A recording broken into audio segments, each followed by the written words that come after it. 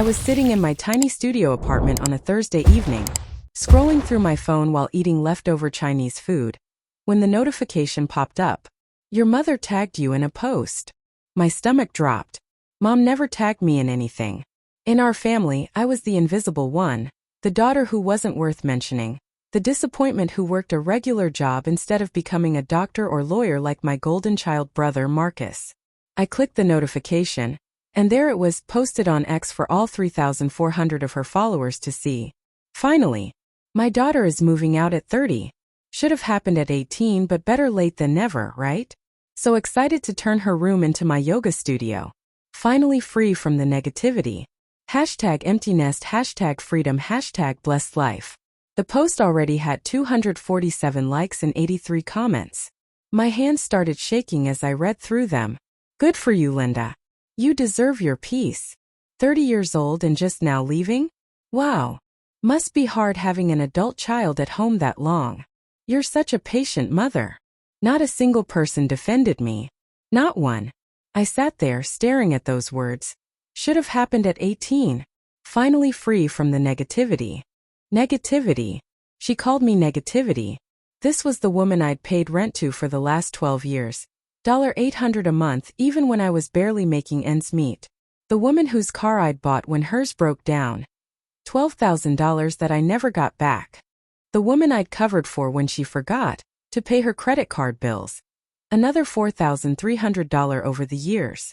I'd been supporting her while she lived like I was a burden. And now she was publicly humiliating me, making me look like a failure to everyone she knew. I took a screenshot. Then another. I saved every comment, every like, every cruel word. Then I did something I'd been planning for 3 months but hadn't told her about. I opened my email and confirmed the purchase I'd been negotiating for weeks. The email subject line read, "Congratulations. Your offer on 4756 Lakewood Boulevard has been accepted." Lakewood Boulevard. The street my mother had driven past every Sunday on the way to church for 20 years, admiring the massive houses, the manicured lawns, the tree-lined driveways. Someday, she'd always said, when Marcus becomes a surgeon, he'll buy me a house on Lakewood. That's where successful people live. Not people like you. I smiled through my tears as I hit confirm payment. The house was mine. $2.3 million. 5 bedrooms, 4 bathrooms, a pool, a 3-car garage, and a view of the lake. I'd been working 2 jobs for 6 years. My day job as a software engineer and my side business building apps for small companies. I'd saved every penny, invested carefully, and watched my net worth grow while Mom spent her money on luxury vacations and designer handbags, all while complaining about how I never contributed enough. She had no idea I'd been secretly wealthy for the last 3 years. I picked up my phone and typed a response to her post. Thanks, Mom. So excited to finally have my own space. Moving day is Saturday.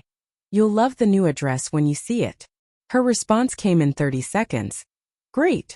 Don't expect any help moving. I laughed out loud.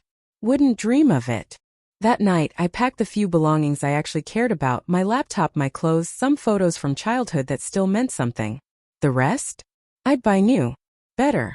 I fell asleep on my worn-out mattress for the last time, imagining the look on her face when she realized the truth. I'd spent 30 years being her punching bag, her disappointment, her source of rent money disguised as helping out. But on Saturday, everything would change. On Saturday, she'd find out that the daughter she publicly mocked, the negativity she was finally free from, was moving into the most expensive house on the street she'd dreamed about her entire life. And I couldn't wait to watch her face when she saw it. Because sometimes the best revenge isn't confrontation. It's success they never saw coming. Saturday morning dawned bright and clear. Perfect moving day weather. I'd hired a premium moving company, the kind that does everything for you. At 8 a.m. sharp, 3 trucks pulled up to my studio apartment. Professional movers in crisp uniforms began loading my belongings with military efficiency. Mrs. Chun from next door watched from her window, eyes wide. In this neighborhood, nobody could afford full-service movers. By 9:30 a.m. I was in my car. A modest Honda Civic I'd driven for 8 years, following the moving trucks to my new address. My real car, the one I'd been keeping in a storage garage for 6 months, was already waiting at the new house. A pearl white Tesla Model S. I'd bought it cash. As we turned onto Lakewood Boulevard, my heart started racing. The houses here weren't just homes, they were statements. Sprawling estates with gates, circular driveways, fountain features. This was where the city's doctors, lawyers, and business owners lived. This was where Marcus was supposed to buy Mom a house. And instead, the disappointment, was moving into number 4756. The moving trucks pulled into my circular driveway. The house was even more beautiful than in the photos. White columns, a wraparound porch, massive windows that flooded the interior with natural light, and that view of the lake that shimmered in the morning sun. I paid the movers a generous tip and spent the morning directing furniture placement. By 2 p.m. the basics were done. The house was starting to feel like mine. That's when my phone buzzed. Mom in the family group chat. Marcus, your sister apparently moved today. Anyone know where? She's being secretive about it. Marcus replied. Why would I know? I don't keep track of her life. My younger sister, Emma, who'd always been neutral in the family dynamics. Maybe she just wants privacy? Mom. Privacy? From her own family? So dramatic. Whatever. Enjoy your little apartment, sweetie. I smiled and opened X. Mom's humiliating post from Thursday had gotten even more attention. 412 likes now, 156 comments. People were still congratulating her on getting her freedom. I took a deep breath and typed out my own post. Thank you to everyone who's reached out about my move. Settling into the new place today. Beyond grateful. Sometimes the best views come after the hardest climbs. Hashtag new beginnings, hashtag blessed, hashtag Lakewood life. I attached a photo. The view from my master bedroom balcony overlooking the lake, with just a hint of the infinity pool in the foreground. I didn't tag her. I didn't have to. Lakewood was famous enough that anyone local would recognize it instantly. I hit post and set my phone down. 10 minutes passed. Then my phone started exploding. First, old high school friends. Wait, you're on Lakewood? Then, distant relatives. Is that the Lakewood Boulevard? Then Mom's friends from church. Linda, isn't this where you always wanted to live? 15 minutes after my post, Mom called. I let it ring. She called again. And again. Finally a text. Is that real? Where exactly on Lakewood? I replied simply. 4756. 3 dots appeared, disappeared, appeared again. Then. That's not funny. Not joking, Mom. Those houses are $2 million plus. Stop lying for attention. I sent her a photo of my front entrance with the house number clearly visible. 5 minutes of silence. Then. How could you possibly afford this? Hard work. Saving. Investing. The things you said I'd never be smart enough to do. This is insane. I need to see this in person. You said you wouldn't help me move. Why would you need to see it? Don't be petty. I'm your mother. Send me the full address. I looked at that message for a long moment. The audacity. The entitlement. This woman had publicly humiliated me 3 days ago. Had told the world she was finally free from me. Had made me look like a 30-year-old failure. And now she wanted an invitation? I typed slowly. You said on X that you were finally free from the negativity. I'm just respecting your freedom, Mom. Enjoy your yoga studio. Then I did something I'd never had the courage to do before. I blocked her number. And it felt absolutely liberating. By Sunday morning my post had gone viral, at least by my small town standards. 847 likes. 203 comments. 94 shares. People from high school I hadn't spoken to in years were commenting. Holy shit, you made it. This is incredible. So proud of you. That view though. Smiling face with heart eyes. But the most satisfying comments came from people who knew my mother. Linda. Isn't this the neighborhood you always talked about? Wow, and she did this completely on her own. Impressive. I remember her mom's post from last week. This is quite the plot twist. Mom's original post mocking me was now getting new comments. This aged poorly. She should have left at 18? Looks like she's doing just fine, lol. Maybe she was busy building wealth while you were building a yoga studio? I didn't respond to any of them. I didn't need to. The contrast spoke for itself. Sunday afternoon Emma called. Okay, what the hell is going on? She asked, not even saying hello. I moved. You saw the post. Into a mansion? On Lakewood? Are you serious right now? Very serious. How? You always said you were barely getting by. I took a breath. Emma had never been cruel to me, but she'd never stood up for me either. She was Switzerland, comfortable in her neutrality. I lied, I said simply. I've had money for 3 years. I just never told anyone because I knew exactly what would happen. What do you mean? You know what this family is like. The moment they knew I had money, I'd become the family ATM. Marcus would have needed a loan for his med school debt. Mom would have needed help with her credit cards. Dad would have had some investment opportunity. I'd be funding everyone's dreams while mine didn't matter. Silence on her end. So I stayed quiet. I lived in that studio. I drove my old Honda. I let them think I was struggling. And I saved every penny. That's actually really smart, Emma said quietly. Mom is losing her mind, by the way. She's called me 6 times today.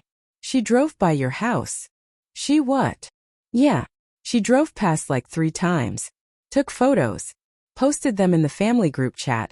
The one you're apparently not in anymore because she kicked you out. She kicked me out of the family chat? After you blocked her, yeah. She said you were being disrespectful and ungrateful. Then she posted pictures of your house and said there's no way you bought it legitimately. She's implying you married some rich old man or did something illegal. My jaw clenched. Of course she was. She's also telling everyone you owe her thousands in back rent and that you stole money from her. I paid her $800 a month for 12 years, Emma. That's $115,000. Plus the car I bought her. Plus the credit card bills I covered. I don't owe her anything. I know. But she's not telling people that part. Let her talk. I have receipts for everything.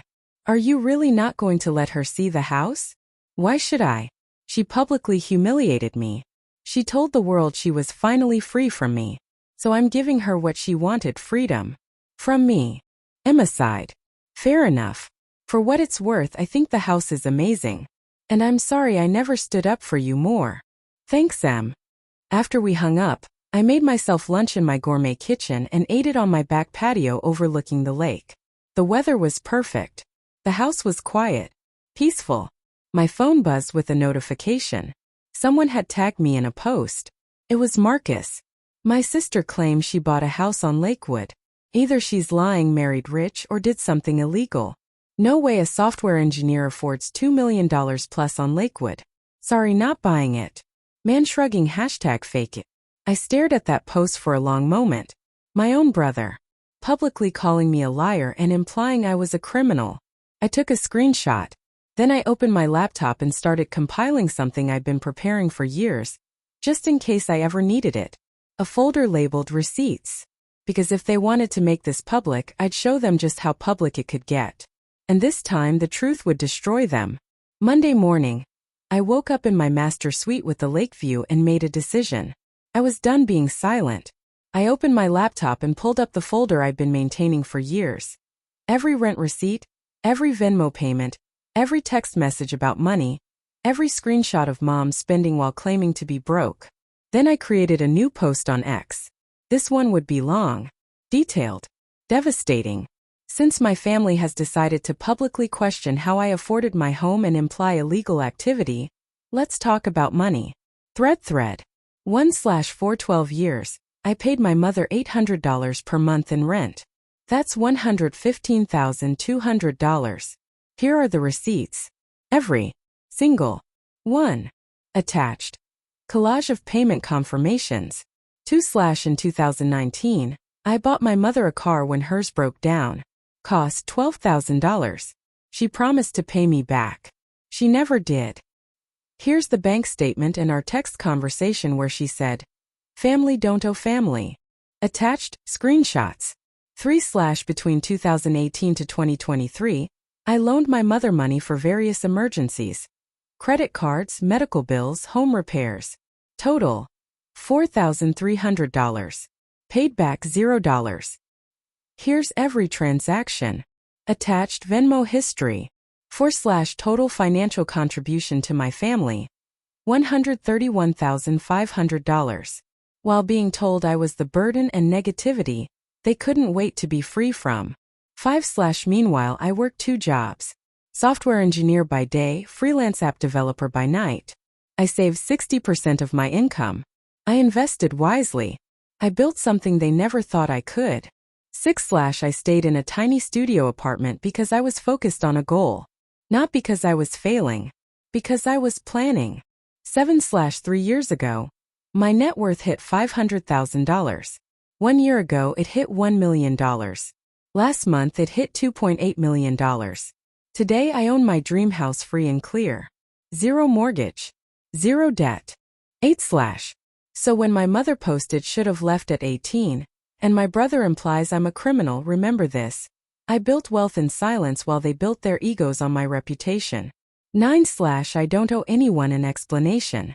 But since they made it public, here's your answer. I worked my ass off while you underestimated me. That's how I afford Lakewood. 10. To everyone who congratulated my mother for being finally free from me. She's free from $131,500 of financial support she'll never acknowledge. She's free from a daughter who sacrificed for years. I'd say she got what she wanted. Woman shrugging. Final tweet. I'm done being your ATM, your scapegoat, and your punching bag. You wanted me gone? Congrats. You got it. Just didn't expect me to land here, did you? #receipts, #self-made, #the end. I hit post and watched it spread like wildfire.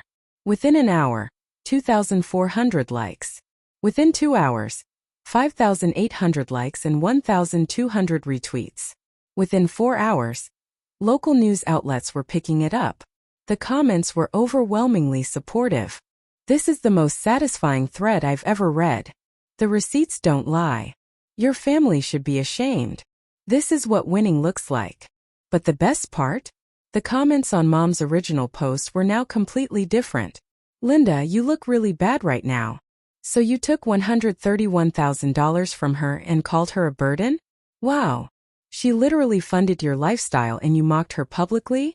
This is disgusting behavior from a parent. Mom's post went from 412 supportive likes to being ratioed into oblivion. My phone started ringing. Mom, Dad, Marcus, Emma, aunts, uncles, cousins I hadn't spoken to in years. I ignored every single one. Instead, I got a text from Emma. Holy shit. Mom is having a complete meltdown. She's crying, saying you're trying to destroy her reputation. Dad is furious at her. Marcus deleted his post and locked his account. This is insane. I replied. All I did was tell the truth. If the truth destroys her reputation, that's not my problem. Are you really never going to talk to them again? I never said that. But if they want a relationship with me, they're going to have to apologize.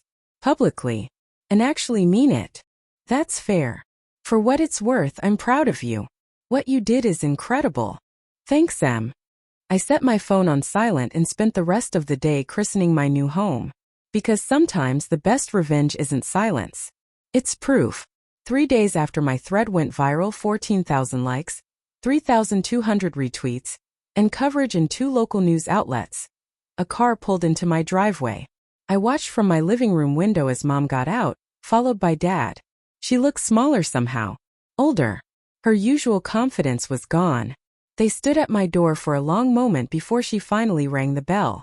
I waited. Let them stand there. Let them feel what it's like to want something from someone who doesn't owe you anything. Finally, I opened the door. Can we come in? Mom asked quietly. No demands.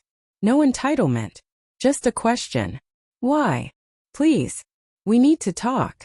I studied them both. Dad couldn't meet my eyes. Mom's were red from crying. You have 10 minutes, I said, stepping aside.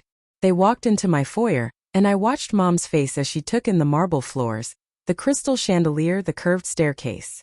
This was everything she'd ever wanted, and I had it. We sat in my living room, them on the couch, me in the chair across from them. Power position. Your mother wants to apologize, Dad started. Then let her speak. Mom took a shaky breath. I'm sorry. For the post. For everything. Be specific. What? I want you to be specific about what you're apologizing for. Because everything is vague and meaningless. She looked at Dad, who nodded at her to continue. I'm sorry for posting that you should have left at 18.